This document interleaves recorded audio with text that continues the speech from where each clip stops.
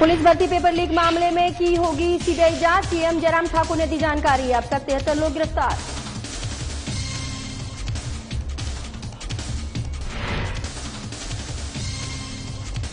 केंद्रीय विश्वविद्यालय का 6वां दीक्षांत समारोह 10 जून को होगा समारोह। राष्ट्रपति रामनाथ कोविंद छात्रों को देंगे डिग्रियां।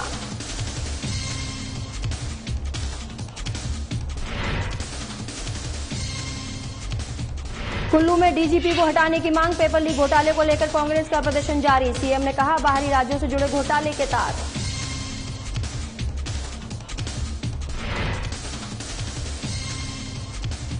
पुलिस भर्ती मामले को लेकर उठ रहे सवाल, विपक्ष ने सीबीआई जांच पर उठाए सवाल। कहा मामला दबाने के लिए सीबीआई को सौंपी गई है जांच।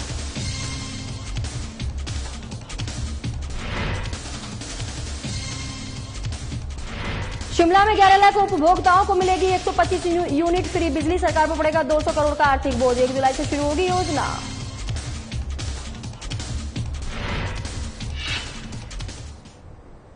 नमस्कार, आप देख रहे हैं साधना प्लस न्यूज और मैं हूं आपके साथ अंजू भाटी। बुलेटिन की शुरुआत करते हैं खास खबरों के साथ। हिमाचल सरकार ने बहुचर्चित पुलिस भर्ती पेपर लीक मामले की जांच सीबीआई को सुपुर्द करने का फैसला लिया है। पेपर लीक मामले की सीबीआई जांच शुरू होने तक एसआईटी मामले की जांच करती रहेगी। मामले की जांच के लिए गठित एसआईटी ने मुख्य आरोपी शिव बहादुर सिंह को बनारस और एक अन्य आरोपी अमन को बिहार से गिरफ्तार किया है। मुख्यमंत्री जयराम ठाकुर ने शिमला में प्रेस कॉन्फ्रेंस को संबोधित करते हुए ये जानकारी दी है। मुख्यमंत्री ने कहा कि एसआईटी ने इस मामले में अब तक 73 गिरफ्तारी की है। इनमें परीक्षा देने वाले 38 अभ्यर्थी भी हैं। घटना विद इन स्टेट ही है, स्टेट के अंदर ही इसकी ज्यूरिस्डिक्शन रहेगी और सारी जो इन्वॉल्वमेंट जिन लोगों की है वो शायद स्टेट के अंदर ही इस तरह से। लेकिन जब धीरे धीरे इसकी इन्वेस्टिगेशन की प्रोसेस आगे बढ़ी तो इसमें बहुत सारे प्रदेश, मैंने जैसे जिक्र किया 10 लोग ऐसे हैं जो प्रदेश से बाहर के हैं, दूसरे स्टेट के हैं। और ऐसी सूरत में दूसरी स्टेट में भी इन्वेस्टिगेशन की प्रोसेस को इफेक्टिवली करना है। और उसके साथ साथ में दूसरा विषय यह है कि एक विषय यह आ रहा था कि पुलिस विभाग ने ये रिटन टेस्ट की सारी प्रोसेस की है, रिक्रूटमेंट की सारी प्रोसेस की है और एसआईटी जो कॉन्स्टिट्यूट की गई है वो भी पुलिस विभाग की है। इस पर कई लोग जो है वो तरह की बातें करने की कोशिश कर रहे थे। मैं इस बात को बड़ा स्पष्ट करना चाहता हूं, एक तो अपनी पुलिस पर भरोसा होना चाहिए, विश्वास होना चाहिए और हमें पूरा भरोसा है। और भरोसे के बलबूते मैं कह सकता हूं कि जो एसआईटी ने परफॉर्म किया है बहुत बेहतरीन ढंग से जो है काम किया है। हिमाचल प्रदेश में बीते दिनों हुए पुलिस भर्ती पेपर लीक घोटाले को लेकर जहां युवा कांग्रेस का धरना जारी है तो वहीं मुख्यमंत्री ने भी अब इस मामले में सीबीआई जांच के लिए सिफारिश पेश की है, जिससे इस भर्ती मामले में सभी आरोपियों पर कार्रवाई की जा सके। मुख्यमंत्री ने अपने बयान में कहा कि इस पुलिस भर्ती घोटाले के तार बाहरी राज्यों से जुड़े हुए हैं। ऐसे में अगर सीबीआई इस मामले की जांच करती है तो जल्द इस पूरे मामले का खुलासा होगा। लेकिन युवा कांग्रेस इस पूरे प्रकरण में सरकार और उनके अधिकारियों की संलिप्तता भी जाहिर कर रही है। युवा कांग्रेस का जो क्रमिक भूख हड़ताल पर युवा कांग्रेस हिमाचल प्रदेश के अंदर जो बैठी है, उसके 5 घंटे बाद मुख्यमंत्री जी ने अपना बयान दिया कि इसको सीबीआई को सौंप दिया जाएगा इस केस को।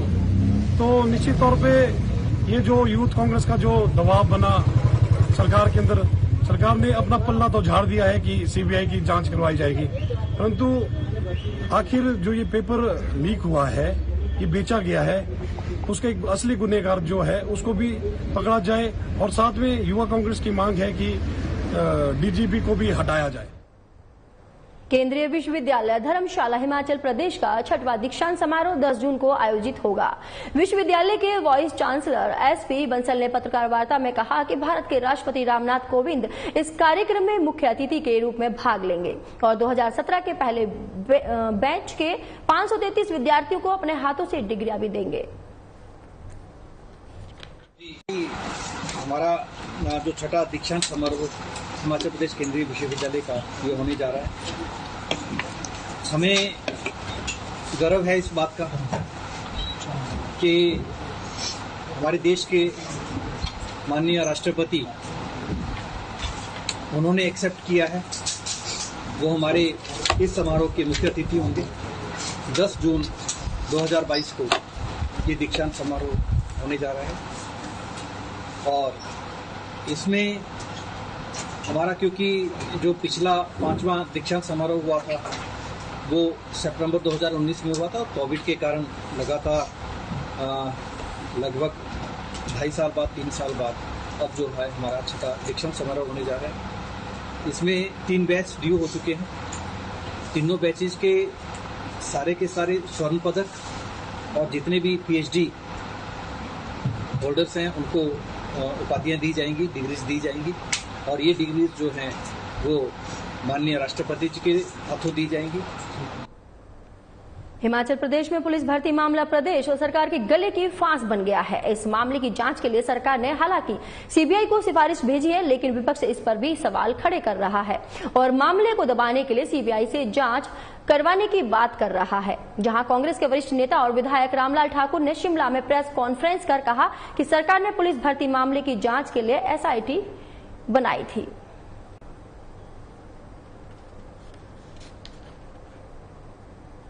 सीबीआई कोई ऐसी संस्था नहीं है कि उनकी ट्रेनिंग कोई अलग से होती है। सीबीआई में जो अधिकारी जाते हैं वो जो स्टेट कार्डर में होते हैं लोग वो अप्लाई करते हैं या उनको चूज किया जाता है और वहां पे सीबीआई में लगा दिए जाते हैं। ये सारे के सारे लोग IPS कार्डर के लोग हैं।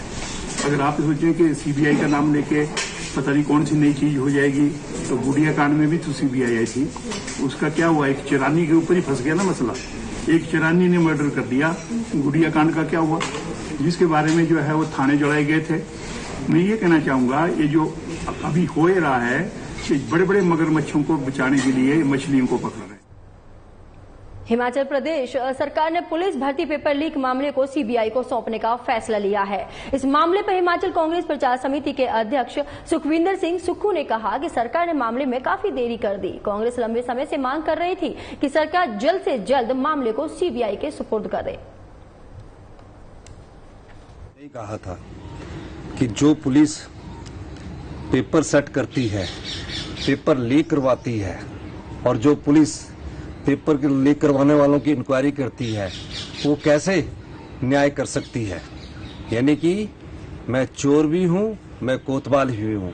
हमने प्रेस कॉन्फ्रेंस की थी कांग्रेस पार्टी ने और हम तो ये भी चाहते कि सीबीआई इस चीज की भी इंक्वायरी करे कि भारतीय जनता पार्टी के किन किन नेताओं के पुत्रों को नौकरी मिली है, बेरोजगार गरीब लोगों को रोजगार नहीं मिला है, उनके रिश्तेदारों को नौकरियां मिली है। कांग्रेस पार्टी ने सीबीआई की मांग की थी। आज सरकार को इस मांग के आगे झुकना पड़ा। क्यों झुकना पड़ा? क्योंकि सरकार को अपनी ही पुलिस पर शक। बिलासपुर के अस्पताल में एक्सरे स्पेशलिस्ट डॉक्टरों की कमी के चलते लोगों को परेशानियों का सामना करना पड़ता है। पेयजल और शौचालय की सुविधा भी यहाँ नहीं है उपलब्ध। विश्वविख्यात शक्तिपीठ श्री नयना देवी में देश विदेश से आने वाले श्रद्धालु स्वास्थ्य बिगड़ जाने या कोई हादसा घटित होने पर घुआंडल अस्पताल पर निर्भर रहते हैं। स्थानीय जनता ने प्रदेश सरकार से आग्रह किया है कि जनहित में स्पेशलिस्ट डॉक्टर सहित घुआंडल अस्पताल में मूलभूत सुविधाएं जल्द उपलब्ध कराई जाए। जब मैं हॉस्पिटल में गया तो हॉस्पिटल में देखा तो बहुत बुरा हाल है। ना तो वहाँ कोई लैब है, ना तो कोई डिलीवरी के लिए, अगर डिलीवरी के लिए कोई आ जाता है, ना तो कोई नर्स का कोई स्टाफ है, तो रेफर कर देते हैं चंडीगढ़, अनंतपुर। कोई गरीब आएगा तो कैसे ये करेगा जब तक यहाँ पे कोई लैब नहीं होगी। एक्सरे करने के लिए तो यहाँ पे लैब नहीं है और क्या करें, अगर कोई सुविधा नहीं है, ना तो एम्बुलेंस है। हमारी सरकार से ये गुजारिश है कि यहाँ एम्बुलेंस भी हो, हेल्थ के लिए सब काम होने चाहिए। सरकार से अपील करना चाहते हैं कि हमारे जो नैना देवी में हॉस्पिटल है उसकी सुविधा में खेद है। जैसे कि कोई डिलीवरी वहाँ केस नहीं हो सकता है, कोई भी एक्सरे मशीन वहाँ उपलब्ध नहीं है, कोई भी सुविधा उसमें उपलब्ध नहीं है। अगर हमारे गांव वासी वहाँ जाते हैं तो उनको डिस्चार्ज किया जाता है वहाँ से, जैसे कि अनंतपुर साहिब या चंडीगढ़। लेकिन हमारे डिस्ट्रिक्ट बिलासपुर में जो श्री नैना देवी हॉस्पिटल में गांव आते हैं वो अति गरीब लोग हैं जो कि चंडीगढ़ अनंतपुर जाने में।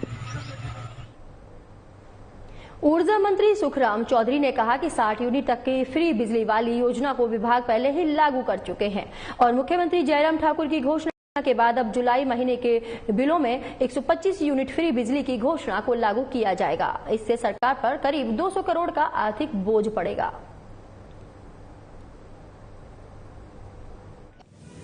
आदरणीय मुख्यमंत्री महोदय जी ने जनवरी में पहले निर्णय लिया कि 0 से 60 यूनिट बिजली हम हिमाचल प्रदेश के उपभोक्ताओं को फ्री देंगे, उनका 0 बिल आएगा।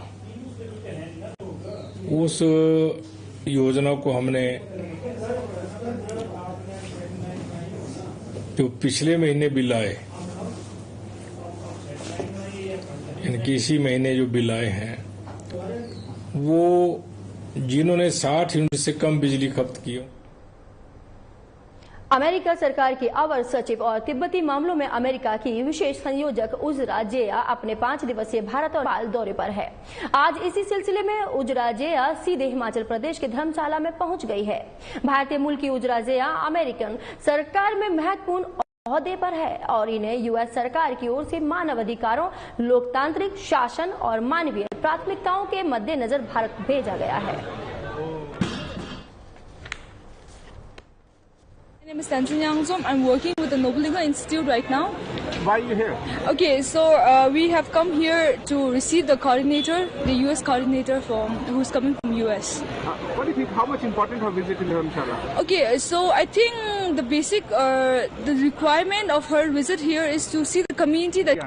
आज हम हमारा एक VIP आ रहा है, इसी ये VIP के लिए हम वेलकम करने आया था। कितना इम्पोर्टेंट मानते हैं आप उनके विजिट को? मैडम बहुत इम्पोर्टेंट है हमारे लिए, बहुत इम्पोर्टेंट है। क्या लगता है उनको चाइना और तिब्बत भी जाना चाहिए? Of course madam should. Gram panchayat बंसोधन के अंतर्गत 2 अलग अलग स्कूलों में अध्यापकों के रिक्त पदों को भरने की मांग को लेकर ग्रामीणों ने आवाज बुलंद की है। इसको लेकर ग्रामीणों ने चंबा उपायुक्त डीसी राणा को ज्ञापन भी सौंपा है। ज्ञापन से अवगत करवाते हुए उन्होंने कहा कि बंसोधन पंचायत के अंतर्गत राजकीय केंद्रीय प्राथमिक पाठशाला भोई में सितंबर 2021 से केवल एक ही अध्यापक कार्यरत है। हमारी मांग ये है कि राजकीय उप केंद्रीय प्राथमिक पाठशाला भोई जो ग्राम पंचायत बंसोधन में पड़ती है, वहां पर सितंबर 2021 से एक ही शिक्षक जो है वो शिक्षा दे पा रहा है और बच्चों की स्ट्रेंथ जो है वो 50 के लगभग है। और हमारे जो बच्चे हैं वो ऑलरेडी कोविड के टाइम से 2 साल से बिल्कुल सब कुछ भूल चुके हैं और एक जो टीचर है वो अच्छी तरह से शिक्षा नहीं दे पा रहा है। सभी अभिभावक जो है वो आज यहाँ डीसी साहब के पास, जिलाधीश के पास इसलिए आए हैं कि अपना। इस बुलेटिन में फिलहाल इतना ही। देश और दुनिया की बड़ी खबरों को जानने के लिए आप देखते रहिए साधना प्लस न्यूज। नमस्कार।